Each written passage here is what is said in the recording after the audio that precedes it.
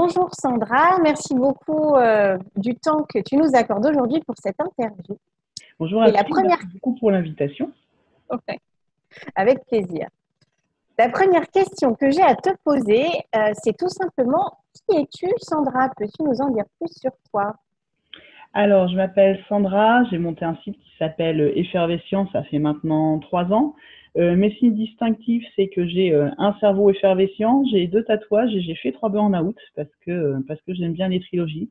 Non, mais en fait, c'est cette trilogie de burn-out qui a fait un peu ma mission, qui est la sensibilisation au burn-out.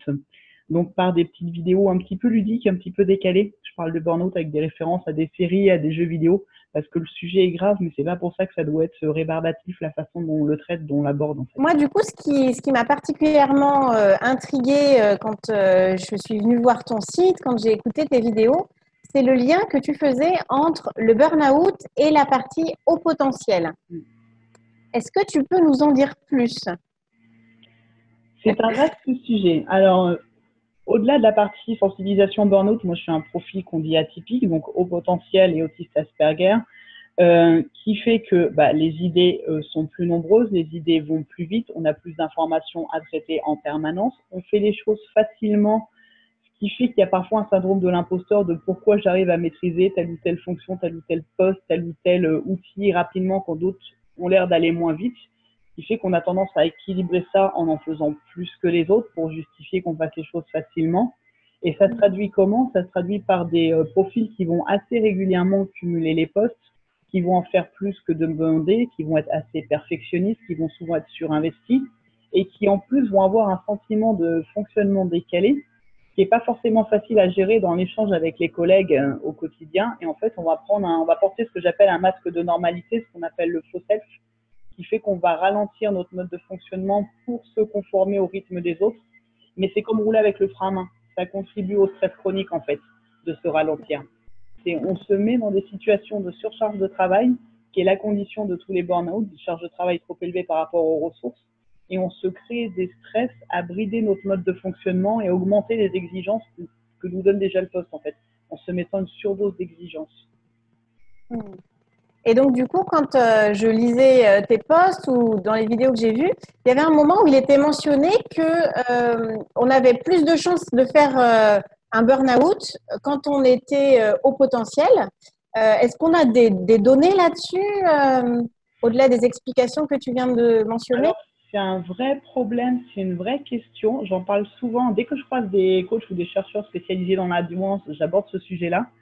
C'est un sujet qui est également régulièrement traité dans le congrès de Vence où je suis station-noteuse et ambassadrice. Donc, clairement, on l'observe, mais il n'y a pas la biblio derrière pour l'instant. Il y a un mémoire qui a été fait récemment, qui a été partagé dans mon groupe des stress fighters sur justement quand on fait un burn-out, qu'on n'a pas fait de test pour détecter ou non un fonctionnement potentiel, est-ce qu'il y a une prévalence plus élevée de la douance? Alors, Oui. il y a des résultats qui vont dans ce sens, mais sur un tout petit effectif, c'est une toute petite étude, c'est une première étude, elle a le mérite d'exister. Il y a surtout un super travail vidéo en amont, mais on n'a pas de chiffres là-dessus, ça n'a pas été observé. Les tendances, les observations des coachs spécialisés et des chercheurs sur les fonctionnements atypiques montrent que par tous ces paramètres que j'ai cités juste avant, on va être les premiers à tomber en fait. C'est-à-dire qu'on va avoir des conflits de valeurs beaucoup plus forts et beaucoup plus rapidement. On va avoir une surcharge de travail qui va être intensifiée par le perfectionnisme et les attentes supérieures qu'on se met. Et ce faux self qui fait qu'on va être tout le temps avec le frein à main, ce sentiment de décalage qui est très très fatigant, une hypersensibilité qui fait qu'on perçoit plus les choses. En fait, on est un peu les soupapes de la société et on va être les premiers à chuter. Et en quelque sorte, on est des indicateurs de la bonne santé ou non d'une entreprise.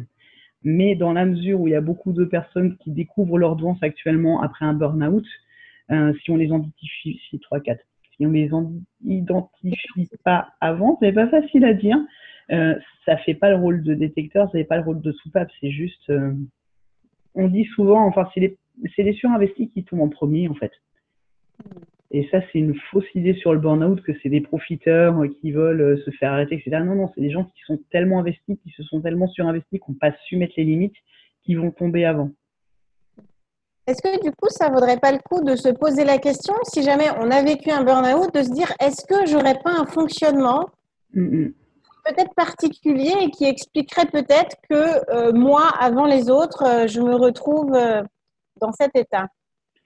Alors, il y a quelques ouvrages sur le sujet qui sont intéressants. Il y a le mémoire qui traite justement super bien cette question. Je ne l'ai pas cité, le mémoire, c'est de Gérald Maes.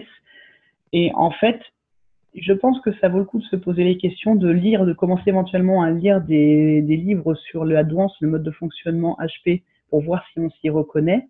Mais le problème et le gros bémol, et c'est ce qu'a montré cette étude, c'est que le burn-out va de toute façon attaquer le cerveau, capacité de concentration, de mémorisation, de prise de décision.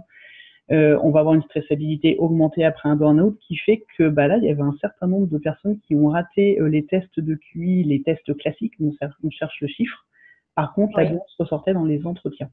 Et ça, c'est un vrai problème, c'est que précipiter un test après un burn-out, et j'ai eu l'occasion d'échanger sur le sujet avec l'auteur, ça risque de faire une deuxième claque, deuxième effet qui se coule après le burn-out, en fait, parce qu'il y a quand même une probabilité de se rater qui, je pense, est augmentée.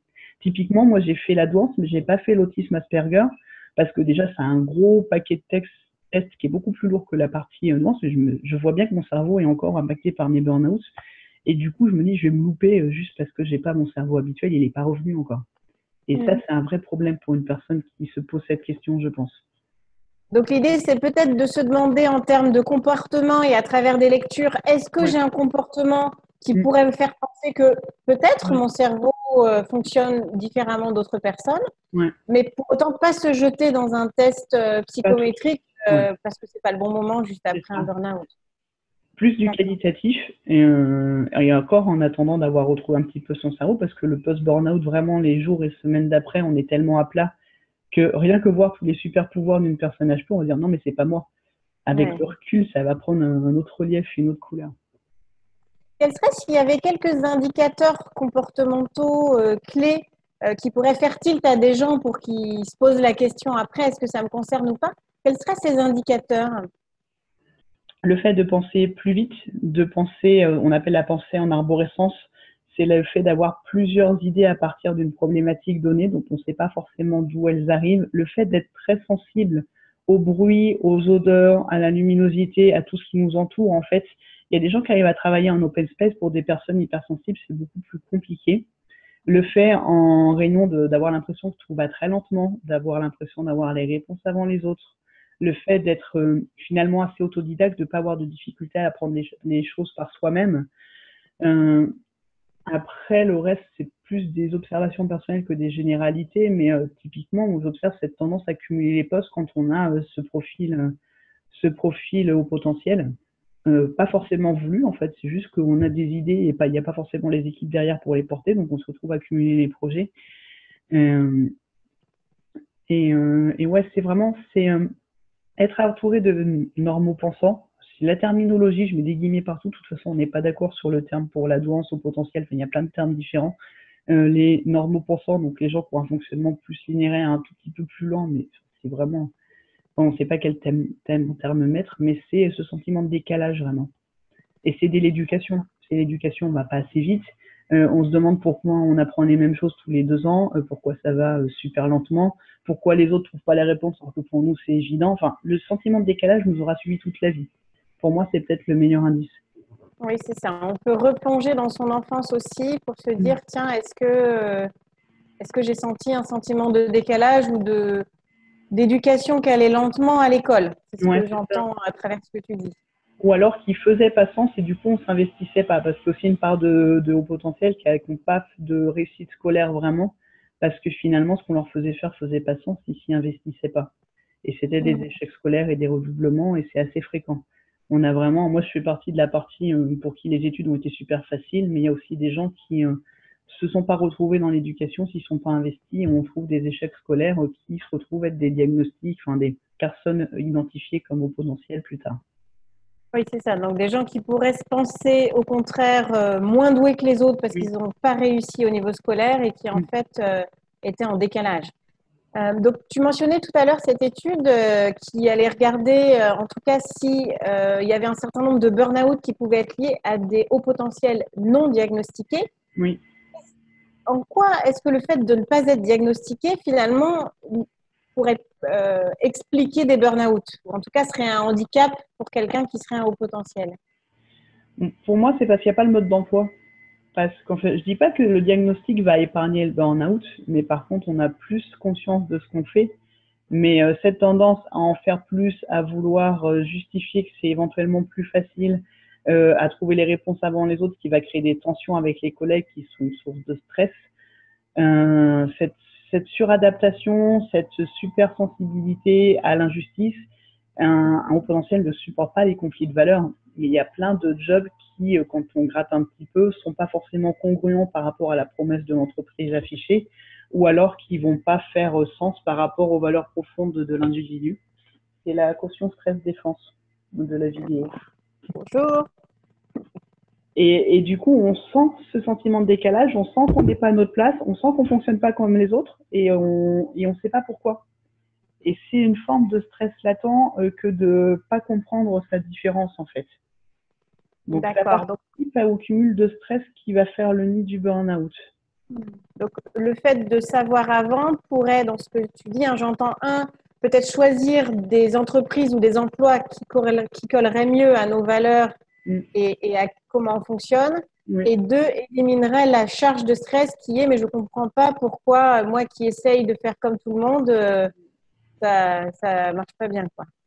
Ouais, c'est ça. On essaye de faire comme tout le monde, mais ça va être plus coûteux en énergie sur certaines parties. On n'est pas forcément à l'aise. Ça peut être les interactions, ça peut être la diplomatie, ça peut être l'application de consignes. On n'est pas super doué pour ça. On a tendance à en faire un peu plus à chaque fois, à aller chercher le problème derrière le problème, en fait, pour résoudre le problème à la base. Et ça fait une dissonance parce que les gens en face ne s'attendaient pas à ça, comprennent pas pourquoi on est allé aussi loin. Et ça fait assez facilement des tensions. Et quelqu'un qui est au courant de son mode de fonctionnement va avoir conscience de ces difficultés-là et va s'adapter à ça. Et va aussi qu'on va avoir conscience de son fonctionnement un petit peu hypersensible, du besoin de s'isoler, de se recentrer, de recharger son énergie assez différemment finalement des normaux-pensants, et va pouvoir mieux se préserver en fait. D'accord. Est-ce que toi, tu étais au courant de tes différences de fonctionnement avant tes burn-out? J'avais une grosse suspicion parce que parcours scolaire assez facile, mais j'avais pas gratté plus que ça. C'est à peu près autour du premier burn-out que j'ai rencontré des hauts potentiels bienveillants qui m'ont orienté vers les lectures qui allaient bien. Mais j'avais fait des tests en ligne en mode bon, globalement ça marche, mais j'étais pas allé beaucoup plus loin que ça. Donc c'était pas une surprise pour moi. L'autisme arrivait beaucoup plus tard. Et puis par contre, c'était sur mon premier burn-out, c'était entre cumul de poste à côté de mon boulot et aussi le décès de mon papa, donc c'était burn-out plus dépression.